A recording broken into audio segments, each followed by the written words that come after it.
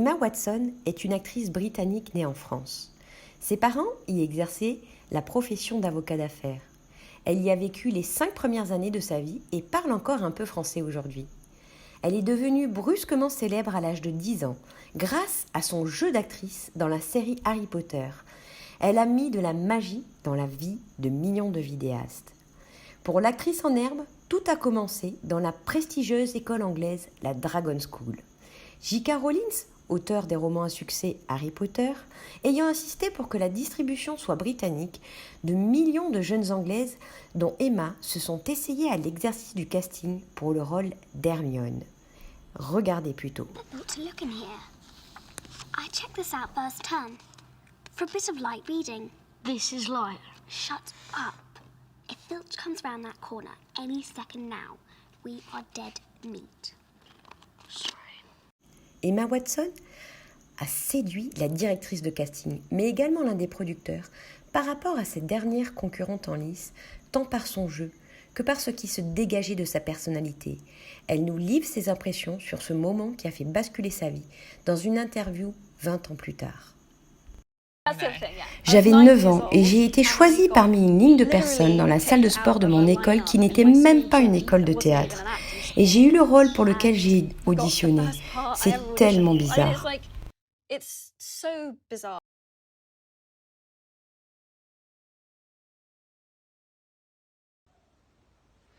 Passionnée de poésie, de littérature et d'écriture, Emma Watson joue dans les 8 films d'Harry Potter entre 2001 et 2011. Elle sera nominée et gagnera de nombreuses récompenses pour ses talents d'actrice de plus en plus expérimentés dans ces 8 films. En parallèle, elle poursuit son cursus scolaire qu'elle terminera diplômée de littérature anglaise à l'université de Brown aux États-Unis en 2014. Mais ce que je retiens du parcours d'Emma Watson, c'est la stratégie qu'elle a utilisée pour pouvoir garder les pieds sur terre alors qu'elle est devenue une étoile si jeune. Cette stratégie va intéresser tous ceux qui ont peur de réussir.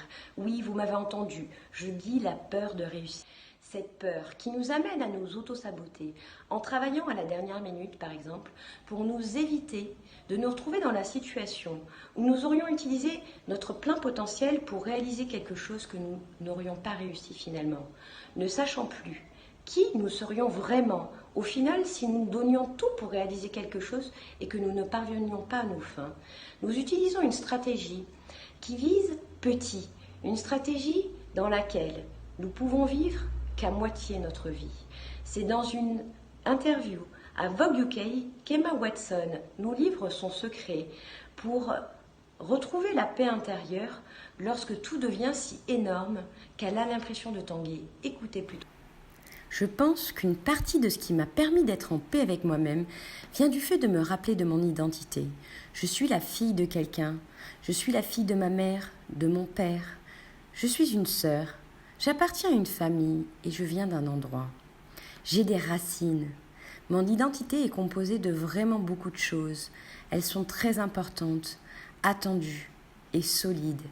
Et elles n'ont rien à voir avec tout ça en fait.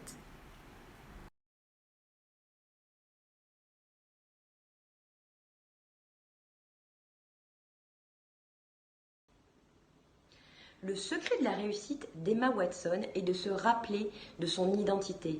Elle n'est pas sa célébrité, mais beaucoup plus de choses qui sont très importantes. Or, nous avons tendance à nous identifier à nos réussites.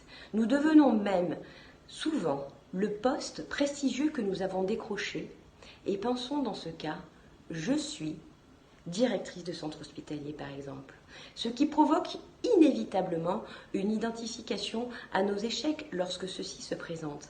Et nous pensons dans ce cas, je suis un échec. Paradoxalement, si vous voulez vous libérer de la peur de réussir, il conviendra pour vous de vous rappeler, reconnecter à votre identité plutôt que de vous laisser définir par vos réussites et par vos échecs. Le succès d'Emma ne s'arrête pas à son rôle dans la série féerique. Elle a par la suite joué dans de nombreux films, dont The Bling Ring, réalisé par Sofia Coppola, qui a déclaré « C'est très amusant de la voir si différente. Je suis si surprise de la voir se transformer dans ce personnage aussi facilement. » Ensuite, elle a joué dans Noué, un blockbuster américain, et dans Régression, un thriller fantastique. Mais Emma a également la tête d'affiche de films engagés, Colonia et The Circle. Inspiré de faits réels, Colonia se déroule dans un centre de torture, à la solde de la dictature chilienne. Quant au film The Circle, il dénonce le système Google et porte notamment sur le thème du respect de la vie privée.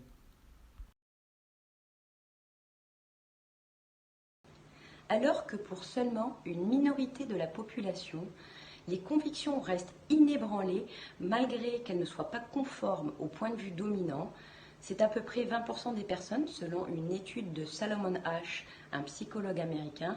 Emma Watson est une actrice publiquement engagée dans ces deux films. Si vous souhaitez en savoir un peu plus sur cette étude du psychologue américain, je vous invite à aller lire une publication sur ma page Facebook qui est appelée Tracy Chapman a tout changé, dans laquelle j'en parle un peu plus en détail. En quelques mots, c'est la peur de l'isolement, non seulement la peur d'être mise à l'écart, mais aussi le doute sur notre propre capacité de jugement, qui est notre point de vulnérabilité pour pouvoir évoquer publiquement un avis dissident. L'engagement d'Emma Watson est loin de faire l'unanimité. C'est ce qui a éveillé toute ma curiosité sur sa capacité à exprimer publiquement ses opinions. En effet, en 2014, lors du discours qu'elle a prononcé au siège des Nations Unies à New York, dans lequel elle invite les hommes comme les femmes à faire de l'égalité des sexes une priorité, elle évoque la faible popularité du féminisme. Regardez. I decided that I was a feminist, and this seemed uncomplicated to me. But my recent research has shown me that feminism has become an unpopular word. Women are choosing not to identify as feminist. Apparently, I am among the ranks of women whose expressions are seen as too strong, too aggressive, isolating, and anti-men, unattractive even. Why has the word become such an uncomfortable one? Voyons maintenant comment Emma Watson fait pour faire partie de la minorité non silencieuse. 75% de la population ressent la peur de parler en public. Pourtant, à l'âge de 20 ans, l'actrice dont l'intérêt pour la mode du commerce équitable est né au collège encourage le développement durable par le lancement du site Feel Good Style, dédié à la mode propre, durable et écologique. C'est là que se trouve le premier secret pour dépasser le doute sur notre propre capacité de jugement et oser exprimer publiquement nos opinions minoritaires.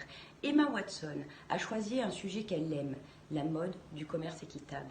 Elle ne se lance pas dans la lutte contre la faim comme Anthony Robbins ou la promotion de l'alimentation santé comme Michelle Obama, mais dans une œuvre qu'elle a plaisir à développer. Ce premier secret est une invitation à cesser de vous fustiger, de rester silencieux sur des sujets qui ne vous intéressent pas et à évoquer avec conviction tous les sujets qui vous font vibrer. En 2016, Emma Watson portait lors du Met Gala une robe de soirée Calvin Klein faite à partir de bouteilles recyclées. Cette initiative nous livre le second secret pour résister à la menace de l'isolement et oser s'affirmer. En effet, son engagement ne se limite pas à des paroles, il se traduit dans des actes. Elle nous ouvre des perspectives et nous montre l'exemple en incarnant les habitudes qu'elle nous invite à adopter. La recette pour être performante et épanouie réside donc dans votre capacité à repérer vos incohérences, les accueillir avec bienveillance et procéder à des réajustements petit à petit. Vous verrez que votre puissance personnelle grandira au fur et à mesure que vos actions s'aligneront sur vos convictions. Le dernier secret pour résister à la pression de la majorité réside dans les bénéfices que nous ressentons à exprimer nos opinions. Voyons maintenant comment Emma Watson en parle.